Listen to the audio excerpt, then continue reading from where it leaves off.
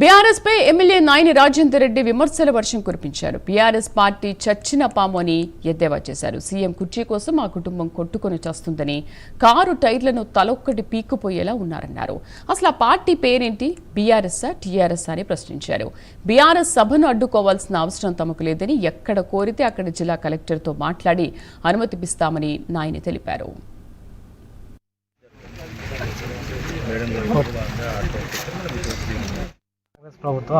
నిజంగా కూడా బీఆర్ఎస్ గురించి మాట్లాడితే అసహ్యం వేస్తుంది. ఉన్నది ఎవరు మిగిలిన రాయాలి? అసలు సచ్చిన పాము, 4 కుంపటు 4 టైర్లు అవి కారుకు, అల్లుడో దిక్కు బిడ్డో తీడు. ఆ సీఎం కుర్చీ గురించి కొట్టుక చస్తాను రాడా ఇంట్లో. గీడికి వచ్చి ఇయ్యట్లేదు అంటాను కదా సభకు. కలెక్టర్ గారు ఇక్కడనే ఉన్నారు. నేను కలెక్టర్ గారికి చెప్తే ఇప్పుడే ఎక్కడ కావాలో చెప్పండి వారికి సభకు. కూడా ఆఫీస్ అడిగింది కదా, కూడా కాలేజ్ కళాక్షేత్ర పక్కకు. కలెక్టర్ గారిని ఇప్పుడే చెప్తా, మీ ముందే చెప్తా. ఏమని చెప్పి పెట్టుకోమని చెప్పండి. కేడీసీ కాదమ్మా, నాకు అప్లై చేసింది, నా నోటీస్కి వచ్చింది కూడాది. వాళ్ళు అప్లై చేసిందట. కలెక్టర్ గారు కూడా చెప్పి ఇచ్చేయమని చెప్పిన మేమెందుకు ఆపుతామే? వాడికి ఉన్నదేంది, వచ్చేదేంది, పోయేది, సచ్చేదేంది. దాంట్లో వాడు సభ పెట్టుకుంటూ వద్దంటావా? దాన్ని అడిగినోడే ఉన్నాడు. అసలు ఆ టీఆర్ఎస్ వాడు అడుగుతున్నాడు ఎవడన్నా.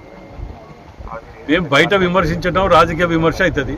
నీ ఇంట్లో సొంత చెల్లె, అసలు నీ పార్టీ పేరేం చెప్పరా? అసలు బీఆర్ఎస్ఆ ఇంకేమున్నది? అసలు నీ పార్టీ పేరు నీకు సొక్కి లేదు. నువ్వు మా మీద విమర్శలు చేస్తున్నావు. ఏమి ఇది? నువ్వు రైతుల గురించి ఏం బేడీ ఏం మాట్లాడేది, చేసేది ఏమన్నా చెప్పు. నువ్వు మాట్లాడి చచ్చిపోయేది ఏమున్నదన్నా. రైతులకు బేడీలేసి ఖమ్మంలో తిప్పినని నువ్వు. మేము రాహుల్ గాంధీ గారు వచ్చి ఇక్కడ పెట్టి 2 లక్షల రుణమాఫీ అని చెప్పినాం. బరాబర్ చేస్తాం. మేము 70% చేసి ఇంకా 30% చేయలేదని మాట్లాడతాను. అర్హత ఉన్నోడికి లేనోడికి ఏమంటాడా? వాళ్ళు ఇచ్చినట్టు దళిత బంధువులు ఇచ్చినట్టు ఉన్నోడికి లేనోడికి ఏమంటావా? మాతోటి కాదు అట్లా.